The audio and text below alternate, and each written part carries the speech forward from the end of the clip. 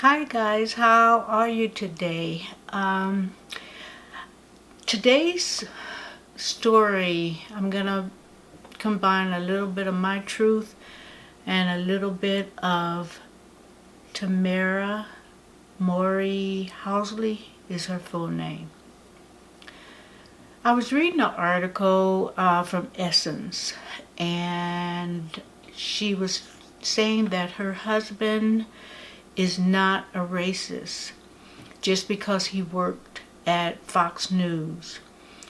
She was also saying that she never felt so hated in her life. Now, I know that she had I don't know how many years ago it was, not that long ago, but her and her sister Tia was on the OWN channel, and they were doing like a special, and she was talking about she has been called a bed wench. She was also saying that she would get I don't know whether it was Facebook or what have you, but she was getting messages saying that she used to it was a time that she would have been bought for $300, but now, you know, she's free. She was taken by free by the oppressor. Okay, I had to wait a little bit to make this video before after I read the article. I didn't want to respond right away. I wanted to be a little bit more compassionate to her, because I did see that special she had with her sister, and she cried, and I don't like to see people hurt. I did see that it did really hurt her. But my question to her was, how can I phrase this? You've never felt that before? I know your mom is a beautiful black woman, and I know your dad, and she's married to a white guy. Your dad is white. And I'm just wondering, you didn't feel any of that while you were growing up? Because I felt that way before high school. That you've never felt that before. Even to this day, I feel it in my own neighborhood. Now, there are some good people in my neighborhood, but there's also some bigots. One of my neighbors in particular is a bigot. And he made sure that he put a Trump sign. We had some altercations, verbal, where the police was called. I've called, he's called. But I've never called without a cause. He called just because he told the cop a lie. The cop came to talk to me, and after I told the cop what went down, the cop suggested I get a restraining order. But I've experienced that all my life. And you're just getting to the point where you're just maybe talking about it. Haven't you experienced that before? It's gotten to the point with me in my neighborhood. I've gotten cameras, audio, video. I got ADT where if they come in my house, they're alerted someone's in my house, whether, I'm in or out. I can set the alarm either way.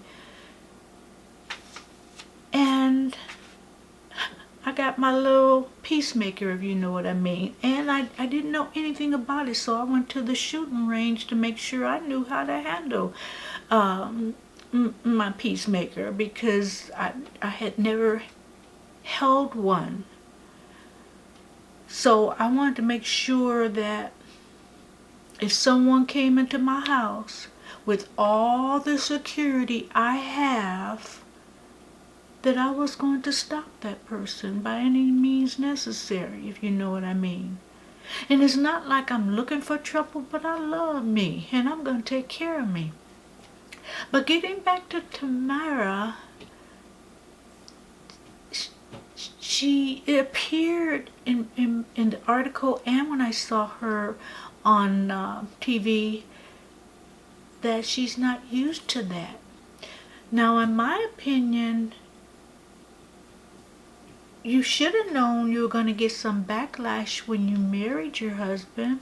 I mean, you've been in this world 30-something years, and I'm thinking, okay, let me prepare myself. I know I'm going to get some, I'm going to get some smack. Somebody going to talk some stuff because I'm marrying this guy. Although her mom is black and her father is white, she's been around an interracial couple. So I was going to say these are my views and my opinion. There's 3 reasons why people, and I'll say blacks, marry non-blacks. And not necessarily in this order, but I believe self-hate, preference, or coincidence. Self-hate that you feel for yourself because you hate your blackness, so you marry out of your race because that makes you feel better about yourself. And it goes on and on. Or preference because you don't down any other race. That's just, who you like. You just have a preference for that particular race or other races. And coincidence that you just happen to fall in love and that person happened not to be black, which I think there's fewer cases than that. I think the most cases is preference and self-hate, but that's my opinion. Now with me, I don't have to state that, but I'm going to tell you for the record. I don't care who you sleep with. I don't care who you date. I don't care who you marry. Be you, boo. Do you. But for me, my preference is black men. I'm not dating right now, and I don't know when I want to do that, if ever. I just like I mentioned in a previous video, I'm in the stage of my life that I just like being single, and I meet people for dinner, and do things out and about. But if I were in that dating mode or marrying mode, it would be a black man. I got no hatred in my heart for no one. I really don't. It's my preference. So I don't know what your reality is, what preference you have as far as, evidently it I don't know whether it's preference or, I don't believe it's self-hate. I really don't. To me, Tamara's case would be it would be preference or coincidence. I may be wrong. That's my opinion. But whatever the case, it doesn't matter. So my advice to you, Tamara, don't make it matter so much. Evidently it's bothering you. Just go on about your life, because I don't think the majority of the people care. I believe maybe it's a few people that are, have called you a bed wench and said mean statements, I mean, a few. When I say a few, I mean in the scheme of things, the population of the world. I think a lot of people just have better things to think about or to do. And I might be wrong, but that's the way I look at it. But I just wanted to come on. And like I said, I had to wait for a little bit before I made this video, because I wanted to be sympathetic. Because, to me, it's like you've been sitting at the children's table, and now you're sitting at the adult table. You know how on holidays they sit all the children in another room. They get a little table. They sit up and they're served. And then when you get a certain age, it's like you can't wait because you get to be with the grown folks table. I think no, you just at the grown folks table. So handle it. Handle it. You're a big girl. You're a big girl. Put on your big girl panties and handle it. I mean, I know that when you go home, you don't have to deal with all that probably. Now, I may be wrong, but the way I see it, you don't have to deal with that in your home.